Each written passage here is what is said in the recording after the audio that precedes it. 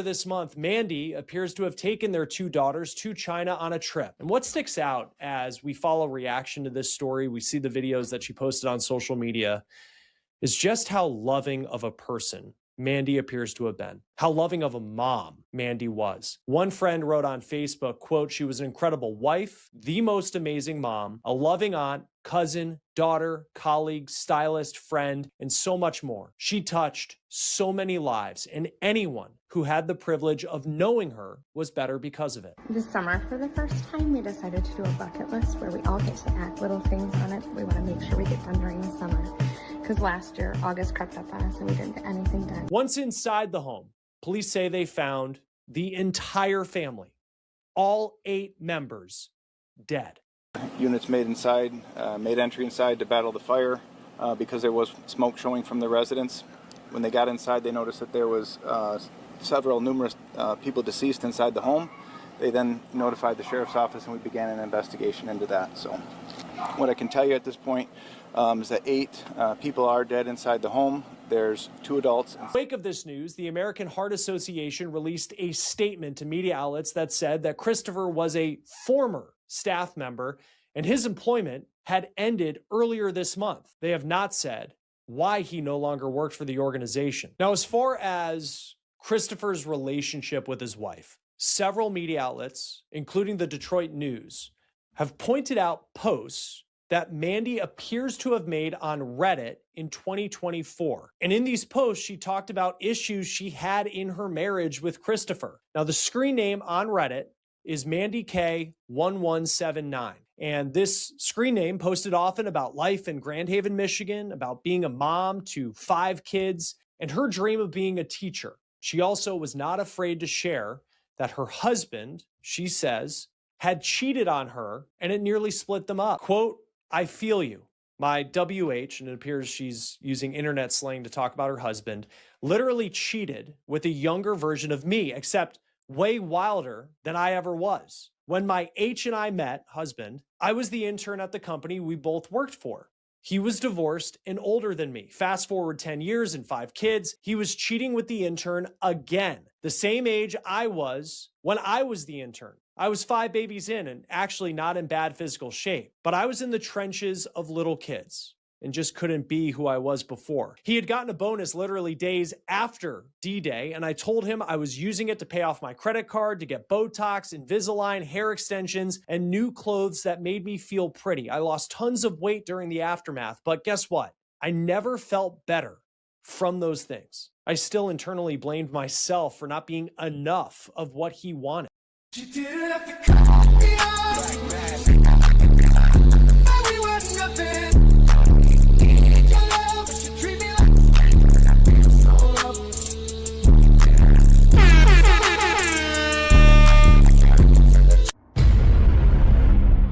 YouTube, welcome back, gang, to another episode of Tay Wizzle Reactions as we make our way to 300 subscribers. Gotta thank you all for tapping into the channel. Really appreciate you all tapping in and engaging. If you want to catch me live, go to tiktok.com/TayWizzle at 8 a.m. or you could go to twitch.tv/TayWizzleTV, kick.com/TayWizzle at 5 p.m. every day except for Saturdays.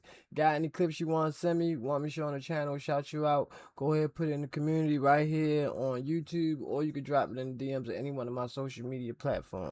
Today, man, we got a very odd and crazy video.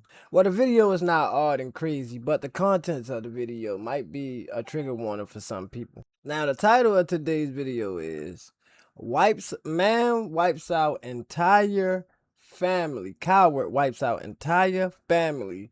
Imagine if he was black. So basically, bro, this white guy he unalived his entire family, wife and kids. Now, shout out to Exo Speaks. And he's breaking it down, the correlation between when a white person does a heinous crime, commits a heinous crime, and versus when a black person commits a heinous crime. But actually, the comparison be more like white person commits a crime and black person commits a heinous crime. Even if the crime the black person committed is minuscule. Even if it's a petty crime, they're gonna always flip it to demonize the worst and make the worst out the black man. And for some reason, it don't be like that when they talking about white people. And that's what Exo is getting to. He breaking down the actual internal structure of the methods they use to actually cover up when a white person commits a crime versus when a black person does it. And the reason why I decided to show this clip is because I feel as though this needs to stop. So maybe if y'all started to notice that we really on to y'all and expose every one of the methods that y'all use to try to antagonize and oppress us, then maybe y'all will start to stop. Maybe if we let y'all know that the cat's out the bag, the game won't be worth playing to y'all. Probably not though, because hatred is so deep, but there's only one way to find out. So without further ado, let's just jump straight into the video. Shout out to Exo Speaks once again. And let's get straight into it without further ado. If you like the content, don't be too shy to like and hit that like and subscribe button. Get notified when I drop a new video or when I'm updating y'all on the old one. Now let's go.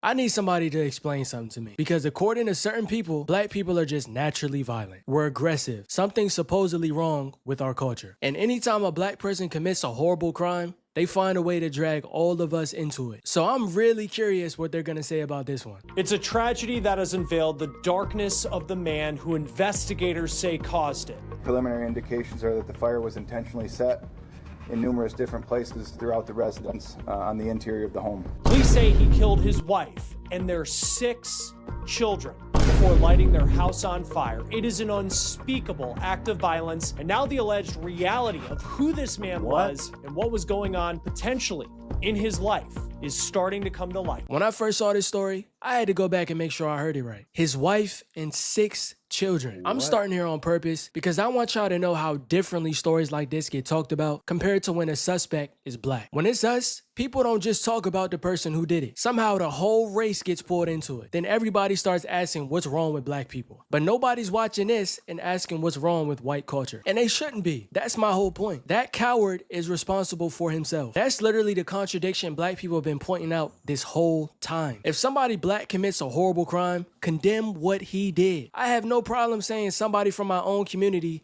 did something evil. But y'all will turn this person did something horrible into what's wrong with black culture. But when it's one of their own, they turn a blind eye. Earlier this month, Mandy appears to have taken their 2 daughters to China on a trip. And what sticks out as we follow reaction to this story, we see the videos that she posted on social media, is just how loving of a person Mandy appears to have been. How loving of a mom Mandy was. One friend wrote on Facebook, quote, "She was an incredible wife, the most amazing mom, a loving aunt, cousin, daughter, colleague, stylist, friend, and so much more. She touched so many lives, and anyone who had the privilege of knowing her was better because of it." This summer, for the first time, we decided to do a bucket list where we all get to add little things on it we want to make sure we get done during the summer.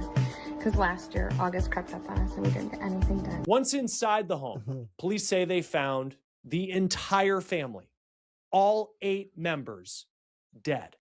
Units made entry inside to battle the fire because there was smoke showing from the residence. When they got inside, they noticed that there was numerous people deceased inside the home.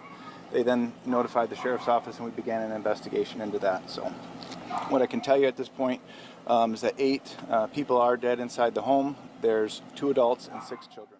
Honestly, this might be one of the creepiest parts of the whole tragedy. You're watching these normal family videos. She's taking trips with the kids, talking about summer plans, just doing regular mom stuff. And then firefighters walk into the house expecting a fire call and find the entire family dead, which is another reason why these stereotypes about what violence is supposed to look like is stupid. People have this picture in their head where danger always looks obvious. And let's be honest, a lot of people associate danger with blackness before anything's even happened. Meanwhile, this man had a family, a career, and from the outside, he looked exactly like the kind of person people call respectable and successful. But none of that stopped the horrific events that took place in that home. Now imagine this exact crime happened in a black household. You already know what the conversation would be. People who know nothing about that family would have a full theory on black America in 2 seconds. That's the double standard. When it's a black criminal, people start talking about the community instead of just talking about the person who actually did it. Post-mortem autopsies, it was determined that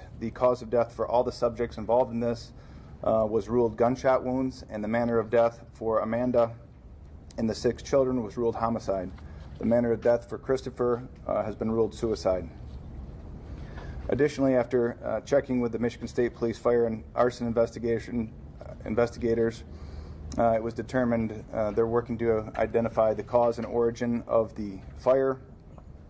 We don't have that official report yet, but preliminary indications are that the fire was intentionally set in numerous different places throughout the residence on the interior of the home. To this point, law enforcement believe that the violence could have started the night before, and then the fire was carried out in the morning, but at this point it's unclear. Police say they recovered a handgun from the scene, and they also say there were multiple spots in the house where the fire was set. They are, though, still going through video evidence, trying to figure out a timeline of what happened. And this is where the whole "he just snapped" sounds like a bunch of bullshit. Because what does snapped even mean when you're talking about something that may have unfolded over an extended period of time? Investigators think part of this may have started the night before. Then there are fires allegedly set in different spots in the house afterward. I'm not saying we know exactly what was going on in his head, because we don't. But sometimes snapped is just a softer way of talking about somebody doing something extremely violent, especially when that person doesn't match the image of danger that they had in their head. Because a lot of times that image looks like us. When a black person commits a crime, people are quick to call us thugs, quick to say we're the problem with society. Now everybody wants to understand what happened. Don't get me wrong. There's nothing wrong with asking questions. Just keep that same energy when a person's black. And the wild part is, this guy apparently had a pretty good job before he was either fired or quit. In the wake of this news, the American Heart Association released a statement to media outlets that said that Christopher was a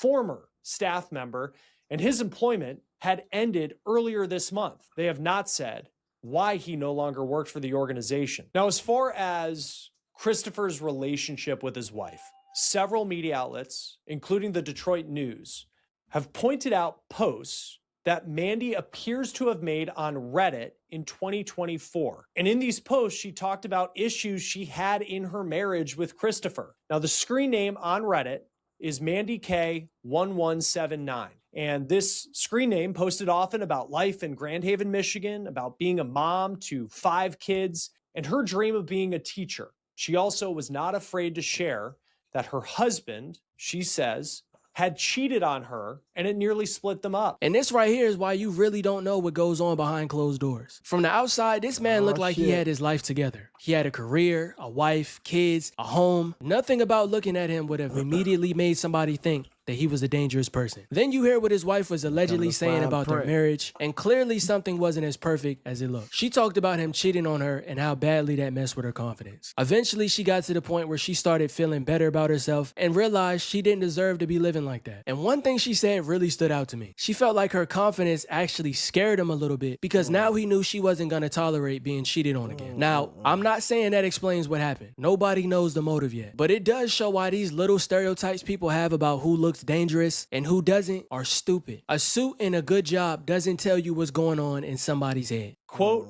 I feel you. My WH, and it appears she's using internet slang to talk about her husband, literally cheated with a younger version of me, except way wilder than I ever was. When my H and I met, husband, I was the intern at the company we both worked for. He was divorced and older than me. Fast forward 10 years and 5 kids. He was cheating with the intern again, the same age I was when I was the intern. I was 5 babies in and actually not in bad physical shape, but I was in the trenches of little kids and just couldn't be who I was before. He had gotten a bonus literally days after D-Day, and I told him I was using it to pay off my credit card, to get Botox, Invisalign, hair extensions, and new clothes that made me feel pretty. I lost tons of weight during the aftermath, but guess what? I never felt better from those things. I still internally blamed myself for not being enough of what he wanted. This is where I start disagreeing with some of the conversation around the case. Because after something like this happens, people start looking back and acting like they would have seen it coming. Now every bad thing he ever did starts looking like some obvious warning sign. But I do understand why some people may do that. Something this crazy happens and people go looking for an explanation. So I'm not necessarily mad at that. But saying maybe his wife stayed because she knew he might go off on a tear is a pretty big assumption to make about somebody who isn't here to to tell us what she was thinking. As far as what they talked about in this video, there weren't any known allegations that this man had been physically abusing her before this. So maybe she really didn't know. Maybe to her, he was a husband who cheated and put her through hell emotionally, but she never imagined he would do something like this. Those are two completely different things. That may be why she may have stayed with him, not just because it was this for the kid's sake, but maybe she knew that he could go off on a tear. Maybe she saw something that said, I'm not going to do this. I'm not going to, make it public. I'm not going to go out and have a big, nasty, ugly divorce from him. Those are danger signs that they're rare, but they're not so rare that law and crime is out of business, right? It's just unfortunate that seem to be more and more of these situations. Again, I'm not defending him at all. He's an evil fuck. But I think sometimes people don't want to accept that somebody can look regular as hell and still be capable of doing something horrible. We want there to be this obvious sign on their forehead because that makes things easier to understand. But that's not always reality. Then you get to what happened with the children, and that's where this whole thing is even harder to wrap your head around. Like this part where, all the children were found in their bedrooms, according to police. So it just seems like this was, on one hand, snapping, but then at the same time, the amount of time that potentially took inside the home and then lighting fires in multiple locations where it just seems like it was a plan, a horrific plan that was played out. In a lot of these cases, because Christopher Carroll Kowitz will not be prosecuted, he will not answer to what he did because he took his own life, and there will be so many unanswered questions because of that. But typically, like, what happens now in these types of cases, knowing that so much damage was done and yet the person that should be held accountable is no longer with us? Well, the very slim silver lining is that we, the taxpayers, are not going to pay any money to bring justice. He did it himself, and he took care of that part of it. 6 kids found in their bedroom. That's why I really don't like casually throwing around the word snapped in this situation, because snap makes me think of somebody losing control for a split second. This wasn't just one person involved, and investigators are also talking about fires being started afterwards in different places of the home. Whatever was going on with him, these kids had nothing to do with it. He should have just offed himself, and that was it. And then somehow we go from talking about that to the attorney saying there's a very silver lining because taxpayers don't have to pay for a prosecution. I'm like, bro, what? Sometimes you gotta read the room, gang. He probably didn't mean anything malicious by it, but 6 children and their mother are dead. Nobody's thinking about taxpayer money. And somehow that still wasn't the comment that bothered me the most. And if you get a divorce or if there's a separation, instead of telling the whole world this is why, because he's a horrible person, let's just figure out the relationship wasn't going to work. Why can stay between the two of you? Because these are the kind of things that happen. And for another reason, Chris, that's the other parent of your children. And they may find out one day what happened, but you don't need to go blaming. Kids are always going to love both parents. Personally, I really don't agree with that. If you cheat on your wife and she wants to talk about what you did, that's her right to do that. I don't like putting this extra responsibility on a person who got betrayed, where now she has to worry about protecting the cheater's reputation, just in case he gets embarrassed and wants to do something crazy. Like, how did we even get there? If somebody's response to embarrassment is becoming violent, that's on a person who became violent. And this is actually where the racial part of the story becomes interesting to me again. Look at how much time we're spending trying to understand this man. People are examining his marriage, his career ending, his behavior, his possible emotions. They're trying to figure out what can make a normal person do something this horrific. And I actually don't have a problem with that. What bothers me is how quickly this line of thinking disappears when a criminal is black, because suddenly there's no mystery anymore. They already made up their mind. Now it's something wrong with black people. And that's why I brought this case up in the first place. Not because I'm trying to use one horrible white person to attack all white people, because that would quite literally make me guilty of the same logic that I'm criticizing. That coward doesn't represent every white person, but he does destroy the fantasy that violence has some black face attached to it. A person can have a respectable job, the family pictures, a nice house, and still be capable of something horrifying. So the next time you see a black person commit some disgusting crime, condemn that person. I will too, but don't look at us afterwards and expect us to explain what that person did, because we don't know that person, and you don't suddenly become responsible for what that coward did to his family just because you're white. That's the whole point. Not excuses, not pretending crime doesn't exist in our community. Just stop changing the rules depending on what the criminal looks like. That's facts, man. And basically what he getting to, just treat everybody and everything fair. Give black people a fair trial and a fair chance. A lot of the times we already done lost because, like, due to the way the media portrays. Like, they used to say a long time ago, Like, oh, we innocent till proven guilty, but we really guilty till proven innocent, bro. And that shit is true. I never really understood that until I became an adult. Even if you didn't do it, you still guilty until you prove yourself innocent. If you black, that is. And that's the reason why black people got the highest exoneration rate. Because we also got the highest wrongful conviction rate as well. See, a lot of this shit go hand in hand and it's parallel because when you tell a lie, you gotta protect it. You gotta tell other lies to protect that lie. And the liar don't know it, but then it becomes an intricate web of things that they gotta remember in sequence. And if you paying attention, that's usually how you can get them. But as far as dude in this video, bro, we really don't got what made him snap, but we can definitely just infer.